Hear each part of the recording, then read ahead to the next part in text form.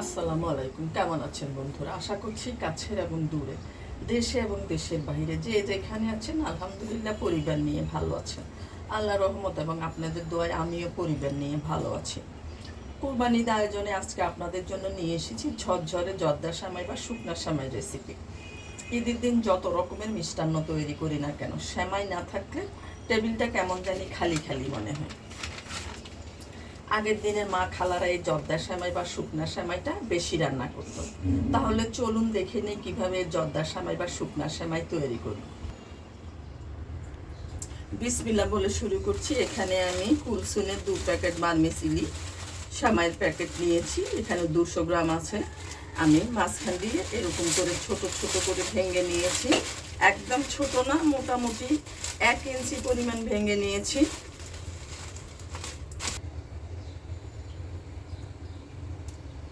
এখন আমি চুলাটা অন করে এখানে হাফ কাপ বাটার দিয়ে দিয়েছি। বাটারের পরিবর্তে এখানে ঘিটাও ব্যবহার করা যাবে, তবে এই সেমাইটা বাটার বা ঘি দিয়ে করলেই ভালো হয়। তবে বাটার বা ঘি যদি না থাকে তেল দিয়ে করে নেবেন। বাটার বা ঘি না থাকলে কি আমরা খাবো না?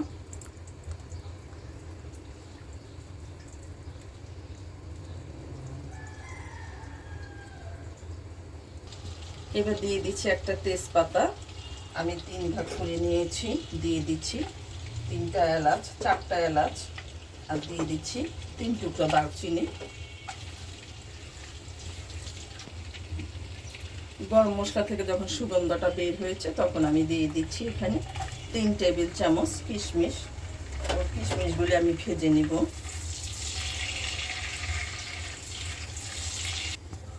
এই সময় চুলাটা লো হিটে আছে। আঙ্গুরগুলি দেখুন ফুলে কেমন হয়ে গিয়েছে। এবার আমি দিয়ে দিচ্ছি বাদাম।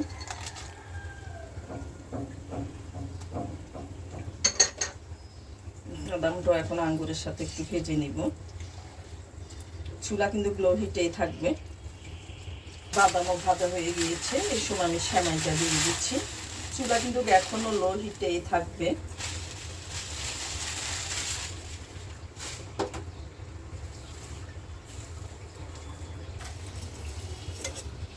সেমাইটা উল্টে পাল্টে দিতে হবে।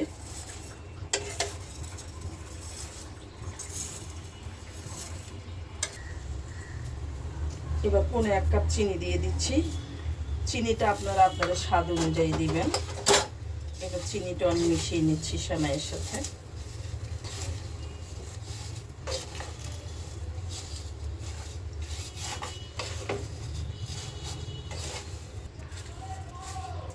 দু প্যাকেট সেমাইয়ের জন্য এখানে আমি 1.5 কাপ চিনি দিয়েছি। ভুলে তখন 1.5 কাপ বলেছিলাম। পানিটা আমি অল্প অল্প করে দিব। এখন আমি হাফ কাপ পানি দিয়ে দিচ্ছি।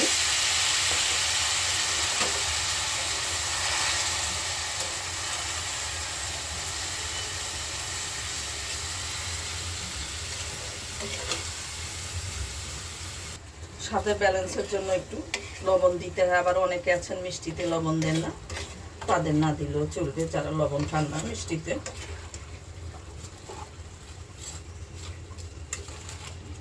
এবার আমি ঢেকে রাখবো। ঢাকনাটা সরিয়ে একটু নেড়ে দিচ্ছি।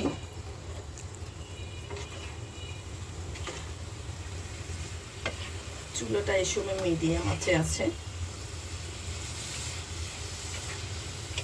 পানিটা শুকিয়ে আসছে।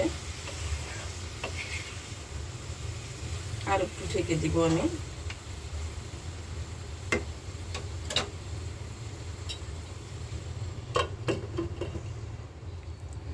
ঢাকনাটা সরিয়ে নিচ্ছি। পানিটা শুকিয়ে গিয়েছে। আমার সেমাইটাই ভাজা ছিল অনেক, তারপরে আমি আবার একটু ভেজে নিয়েছিলাম।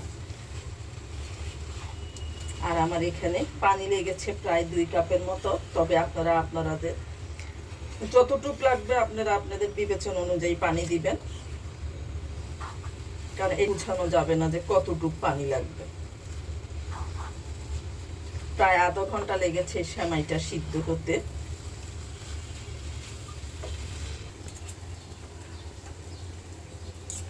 সেমাইগুলি আমি একটু ছাড়িয়ে নিচ্ছি। একটু আপনাদেরকেও ছাড়িয়ে নিতে হবে, জর্দা সেমাইটা এরকমই হয়। তারপর যখন ঠান্ডা হয়ে যাবে তখন সেমাইটা আবার ঝরঝরে হয়ে যাবে। এবার আমি গরম মশলাগুলি উঠিয়ে নিচ্ছি।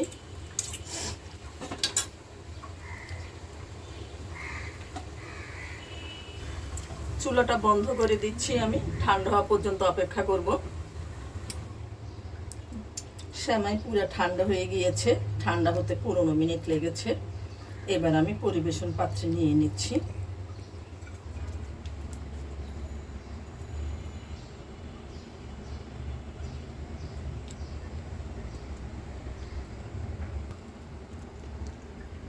দেখেন সেমাইটা কতটা ঝরঝরে হয়েছে।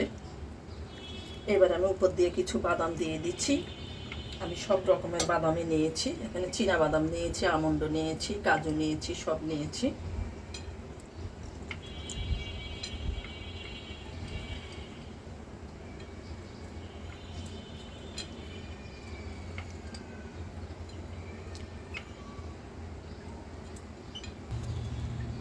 উপরে বাদাম দিয়ে সাজানোটা আপনারা ইচ্ছাগুলো করতে পারেন, আবার নাও করতে পারেন, এটা অপশনাল। তো তবে জর্দা সেমাইতে যত বেশি বাদাম দিবেন খেতে তত ভালো লাগবে, বাদাম কিশমিশ। এবার ঈদে আপনারা ট্রাই করে দেখতে পারেন। আজ এই পর্যন্ত, আবারও দেখা হবে নতুন কোনো রেসিপি নিয়ে। আল্লাহ হাফেজ।